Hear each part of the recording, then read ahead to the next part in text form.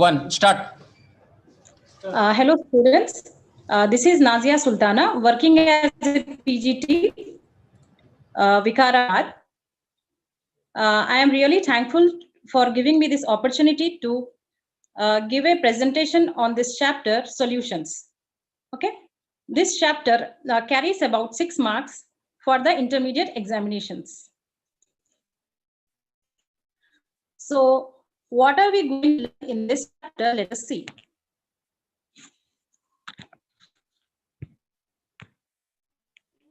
Okay, the objectives of this chapter is that we would be able to describe the formation of different types of solutions.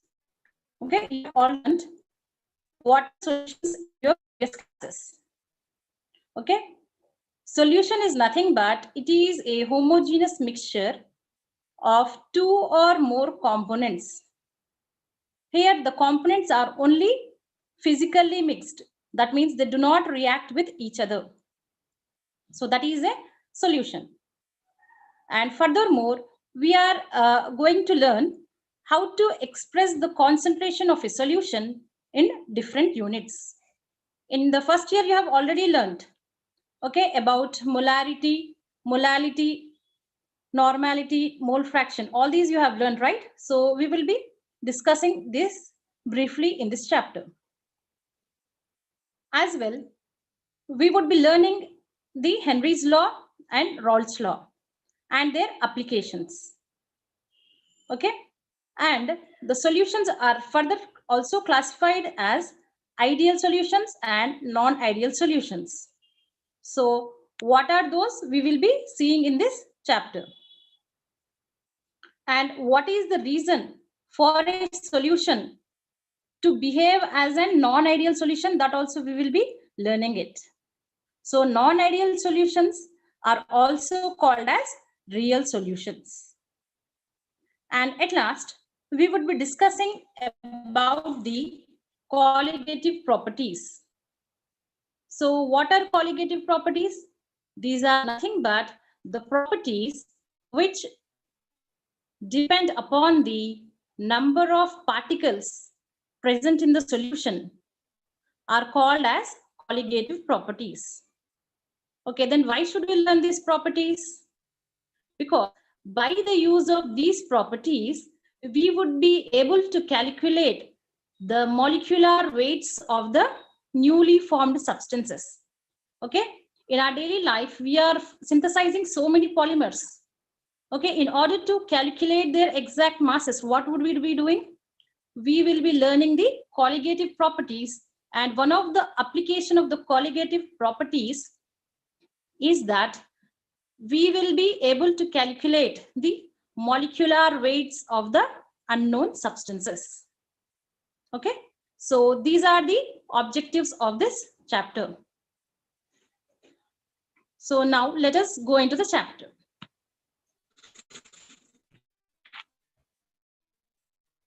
Yeah, we said that it is nothing but it is a homogeneous mixture of 2 or more components. Okay, and a solution is only a physical mixture. Here the solute and the solvent. Okay, these are the two terminologies which we have to discuss in the formation of a solution. Okay, whenever we are preparing a solution, okay, we need at least 2 substances.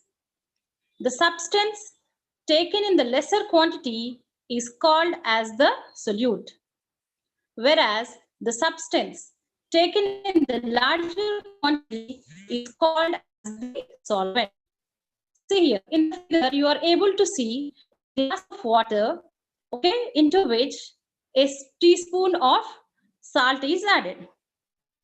So in this figure, the salt is the solute, whereas water is the solvent. And we know that water is the universal polar solvent. Okay, and another definition for solute we can give is that solute is the substance which can dissolve in another substance. So the substance which can dissolve is called as the solute, and the substance which is capable of dissolving another substance is called as the solvent. Okay. And homogeneous mixtures, they would be having the uniform concentration and they have a single phase. That means what? Uniform concentration in the sense the properties of the solution would be similar irrespective of any of the part of the solution. That means if you take the upper portion of the solution or the lower portion of the solution, okay, it would be having the same properties. And we are saying that the solution will be having a single phase. See here, suppose once we dissolve the salt in the water, what happens? The salt dissolves and it doesn't appear. The solution becomes clear. So that means it is a single phase. Okay.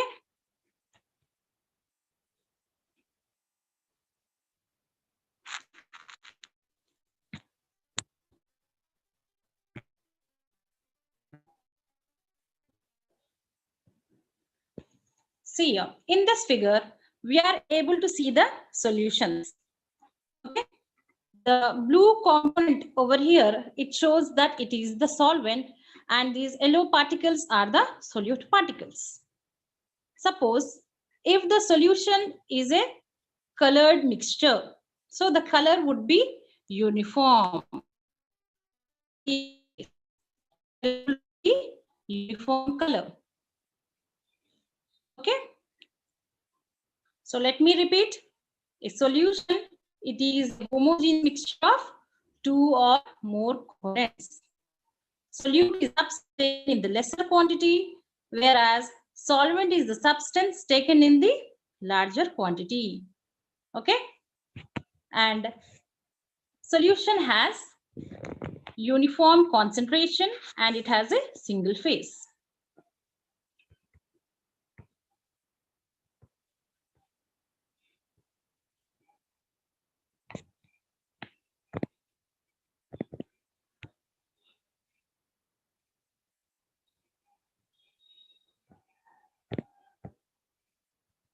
Next, we will be seeing the types of solutions.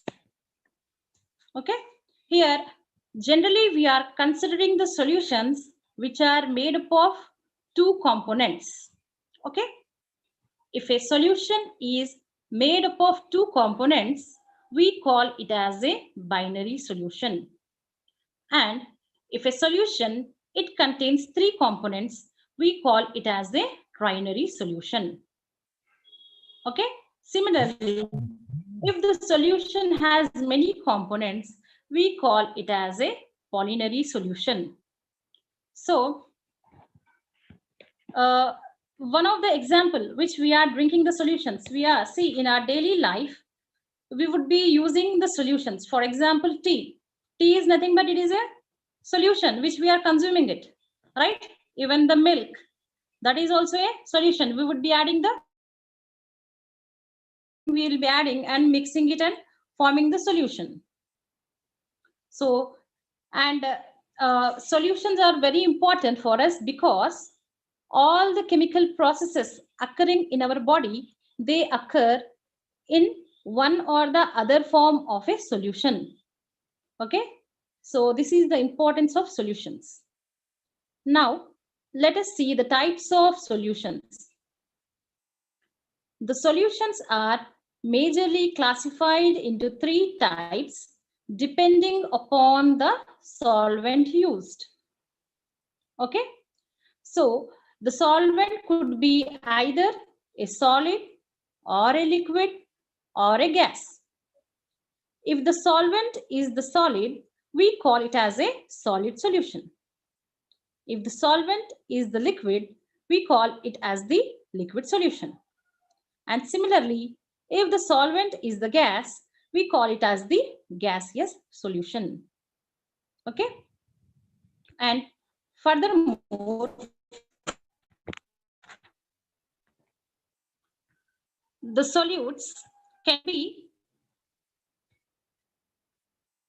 the solid solute, it could be a liquid solute, or it can be a gaseous solute. So these are further classified into the other types.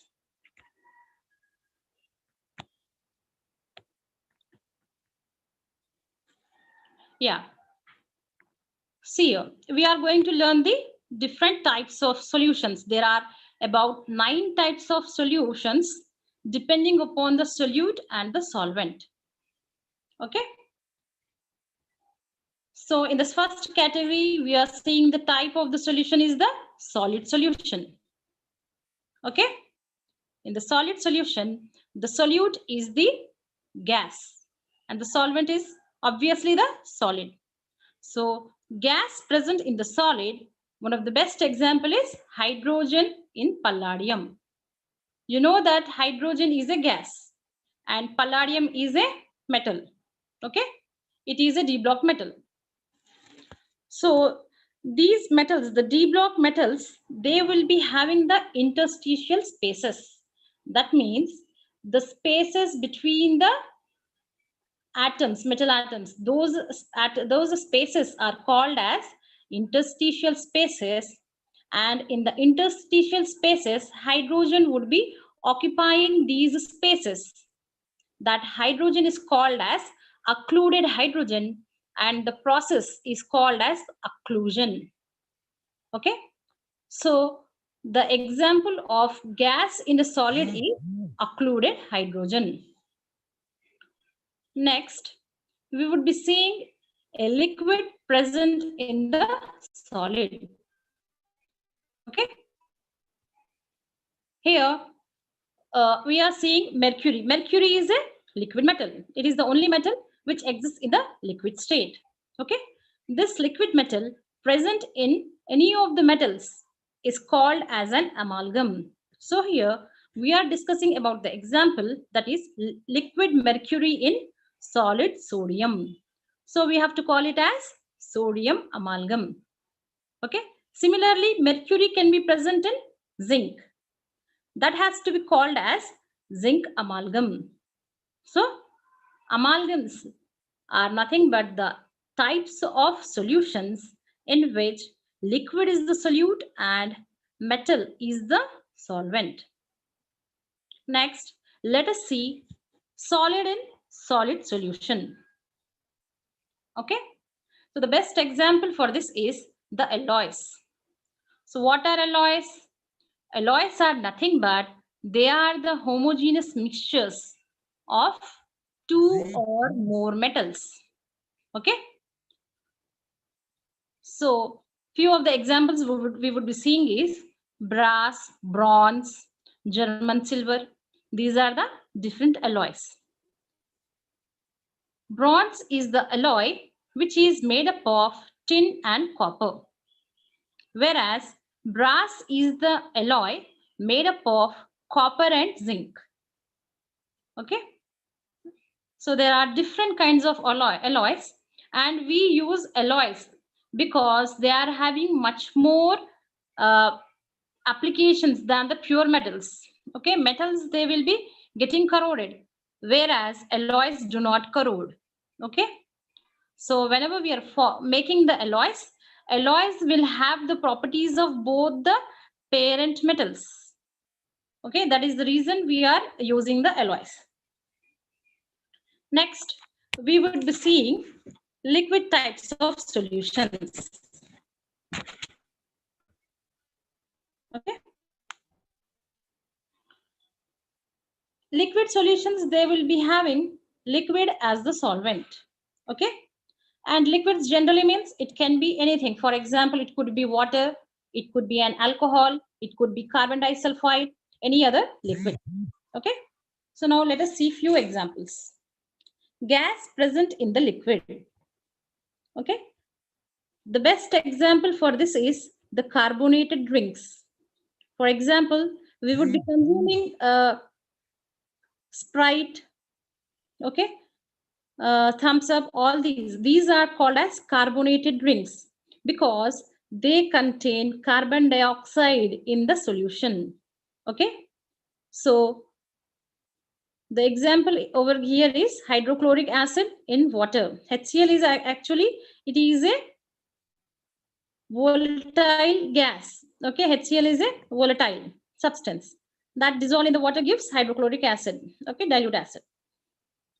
As well, another examples are soft drinks, that is the carbonated drinks. Next type of solution, that is liquid dissolved in a liquid. Example, ethyl alcohol dissolved in the water, we can see. Okay, or even acetone in water. That is also another example of liquid in liquid. Next solution, that is solid dissolved in a liquid.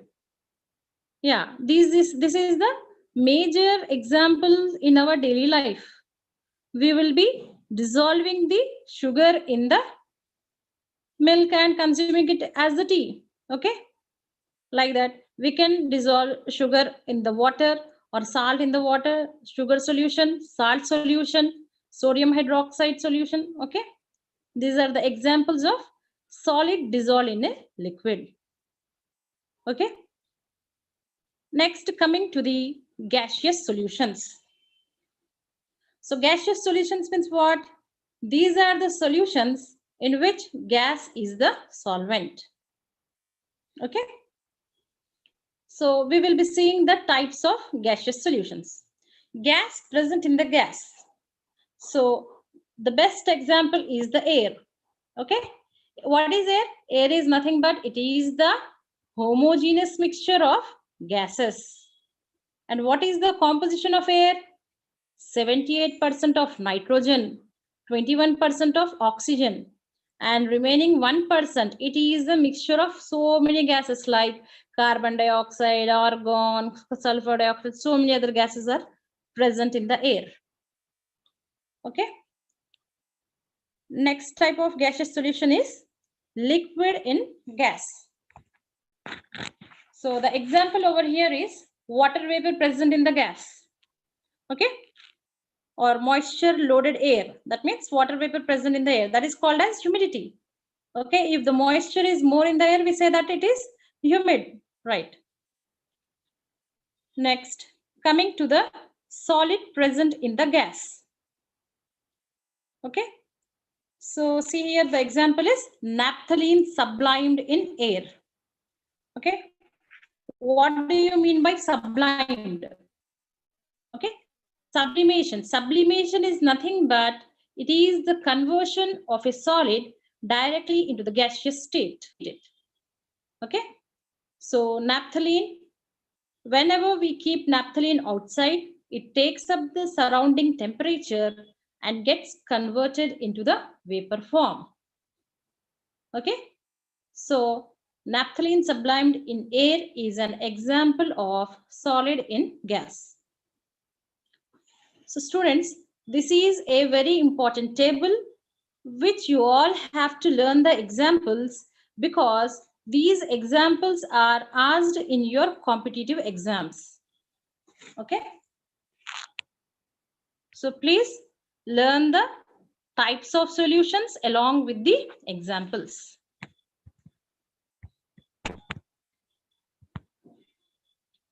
Now, let us see the types of solutions based on the particle size of the components of the solution. Okay, so depending upon the particle size, there are 3 types of solutions.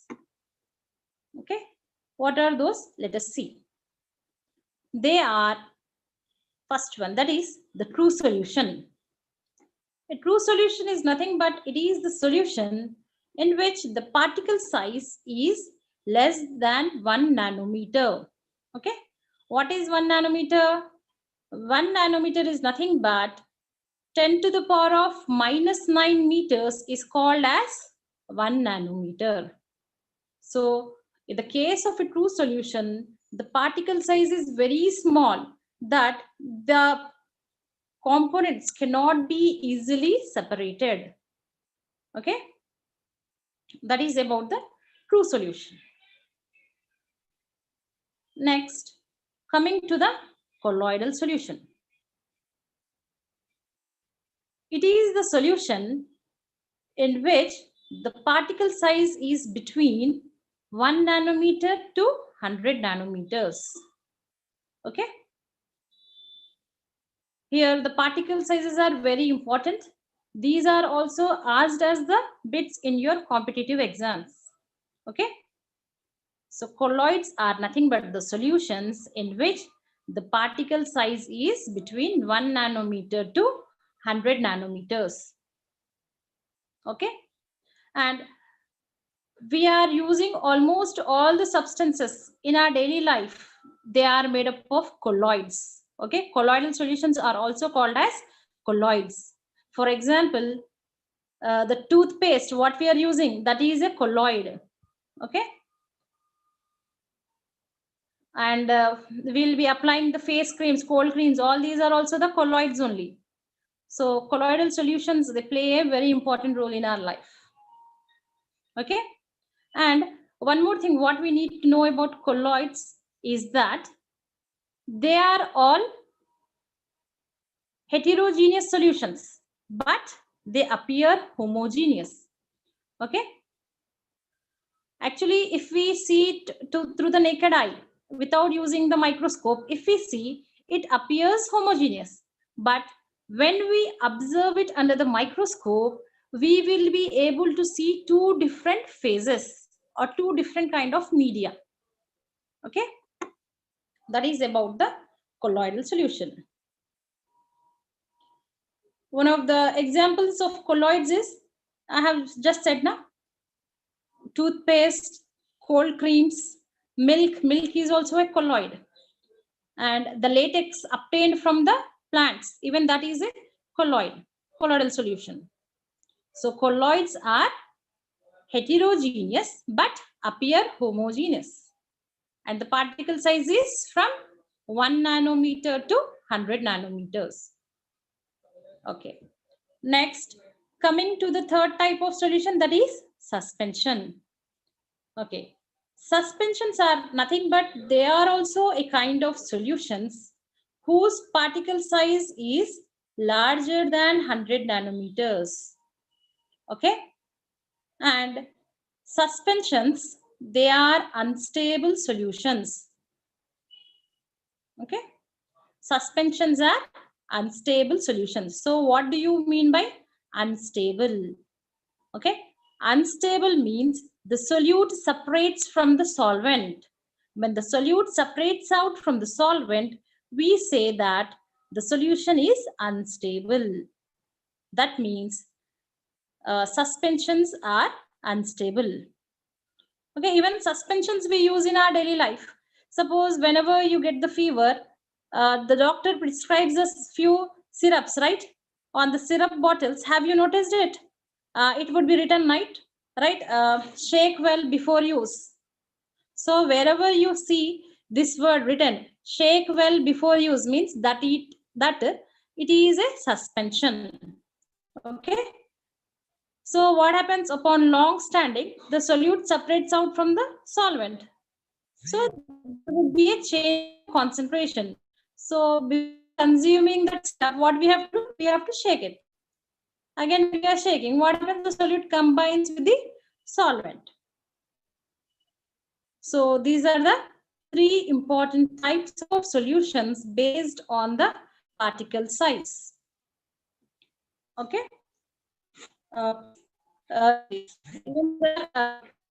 In the and one more thing, we need to know that true solutions are of 9 types. We have seen the table, right? Solid in liquid, gas in liquid, liquid in liquid. Like having 9 types of true solutions. But in the case of colloidal solutions, we are having only 8 types. The solution, the colloidal solution, which is not possible is gas in gas. Gas in gas, colloidal solution is not possible. Okay? Because Gas and gas is homogeneous. Whereas colloidal solutions, what did we say? They are heterogeneous. So this is a very, very important bit as in the competitive exams. The type of colloidal solution which is not formed is gas and gas. Next, expressing the concentration of solutions. Okay. So what is concentration? We need to know here. Concentration is also called as strength of the solution. Okay. Concentration is also called as the strength of the solution. Let's see. The solution is the amount of solute dissolved in a given volume of solution. So what is concentration? Amount of solute dissolved in a given volume of solution. Okay. Now let us see different methods of expressing the concentration of solutions. Okay. The first one is mass percentage. Okay. The mass percentage can be calculated for the solute as well as it can be calculated for the solvent. So how to calculate this? Let us see here. Mass percentage is nothing but weight of the component divided by weight of the solution into 100. Okay. The mass percentage, it does not have any units. Why? Can you tell? Yeah, it is because it is the ratio of the similar quantities, that is weight by weight. So the units gets cancelled. Hence, mass percentage does not have any units. Okay. Next, coming to the volume percentage. Volume percentage is nothing but it is the ratio of volume of the component. Okay, volume of the component means it could be the solute or it could be the solvent. So volume of the component divided by the volume of the solution into 100. This gives us the volume percentage. So let us see, for example, volume percentage of solute. So what we have to do? We have to take the volume of the solute divided by volume of the solution into 100. Okay. Suppose if you are asked to find out the volume of the volume percentage of the solvent. So what we need to do? We have to write the volume of the solvent divided by volume of the solution into 100. Okay. Sometimes while doing the numericals, you would be given the volume of the solution and volume of the solute. So how will you find out the volume of the solvent? We know that the solution is formed upon mixing the solute and the solvent. Okay. So volume of the solvent can be found by subtracting the volume of the solute from the volume of the solution. Okay. And volume percentage, it also does not have the units because the same reason, because it is the ratio of similar quantities. So volume percentage also does not have the units. Okay. Next, coming to the mass by volume percentage. So it is nothing but it is the ratio of mass of solute to the volume of the solution into 100. Okay. Mass of the solute by volume of the solution into 100, it gives us the volume mass volume percentage. Okay. And what are the units of it? The units are gram per milliliter. Okay, this is a unit, whereas the MKS unit is kilogram per liter. Okay, so please students, You copy these and please practice these formulae. These formulas play a very important role in solving the numericals. Okay, and these problems based on these formulae are asked in the competitive exams.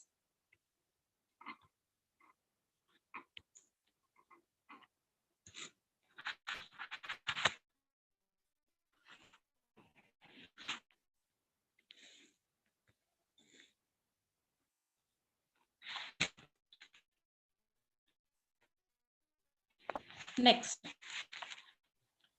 another method of expressing the concentration is parts per million.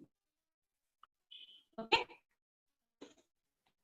parts per million. This is used to express the concentration of substances which are present in very small quantities. Okay, or we can say that the substances which are present in trace amounts, their concentration can be expressed in parts per million. Okay, for generally we use this method to express the concentration of the pollutants. Okay, and you already know what are pollutants. Pollutants are nothing but they are the substances which cause pollution. Okay, though these substances are present in minute quantities, they have a effect on the environment. Okay, so let us see how to calculate the parts per million. Here, what we do is we take the component by total number of the components of the solution into 10 lakhs, that is to the power of 6. Okay,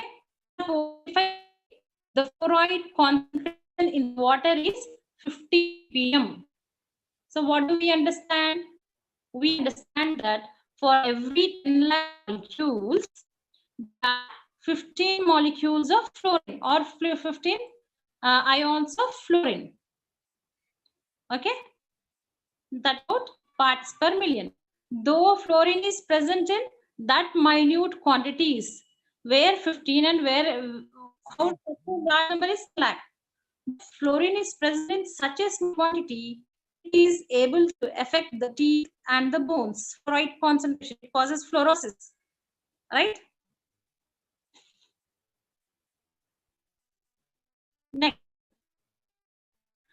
the other method of expressing the concentration is the fraction.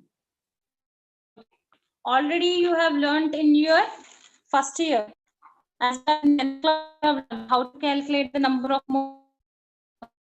What is mole? It is the ratio of weight of the substance to its molecular weight. So, how to calculate the mole fraction? Let us see. Mole fraction is nothing but it is the number of moles of component.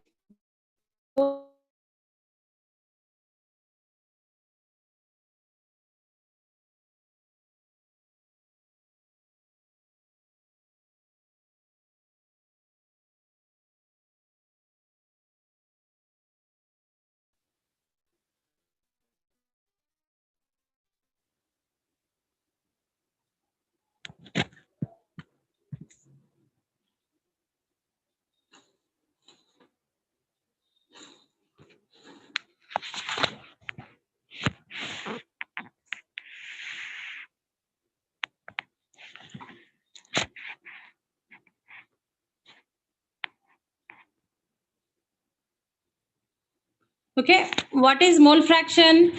Mole fraction is nothing but it is the ratio of number of moles of the component to the total number of moles of all the components in the solution. Okay, mole fraction, it does not have the units. Okay, and mole fraction is very important because by using this we will be able to calculate the partial pressures. Okay.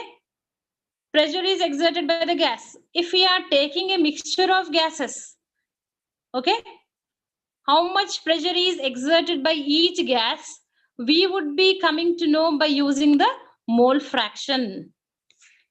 Hence, this is very, very important concept, mole fraction. Okay, and mole fraction also does not have the units. And what we need to know is the sum of the mole fractions of all the components of a solution is equal to 1. Okay, for example, I am taking two component solution, that is the binary solution. Okay, if the mole fraction of the solute is 0.4, what would be the mole fraction of the solvent? 1 minus 0.4, that is 0.6. Okay, so that is about the mole fraction. Next, coming to the molarity. What is molarity? Let us see here. Molarity is nothing but it is the number of moles of solute present in 1 liter of the solution. Okay, number of moles of solute divided by volume of solution in liters. That gives us the molarity. And this method of expressing the concentration is also very important because you are going to do your practicals based on this molarity. Okay, molarity and normality, all these you have learned in your first year classes. You please refer to the chapter stoichiometry and go through how to calculate the molarity and normality. These are very, very important relations. Okay. And what is the unit of molarity? Let us see here. Molarity, its units are nothing but moles per liter or millimoles per milliliter. These are the units of molarity. Next, another method of expressing the concentration is molality. So what is molality? Let us see here. Molality is nothing but it is the moles of the solute dissolved in kg of the solvent. Okay, and its units here. One important thing what you all have to notice is molality, it involves the mass of the solvent, whereas till now we were seeing about the solution. This point you have to note it down. Molality is nothing but it is the number of moles of solute present in the given amount of solvent. That is important over here. And the units of molality are moles per kg. Okay. And another method of expressing is normality. You please, as you all have learned it in your previous class, this is your homework. You have to write down about normality. Okay.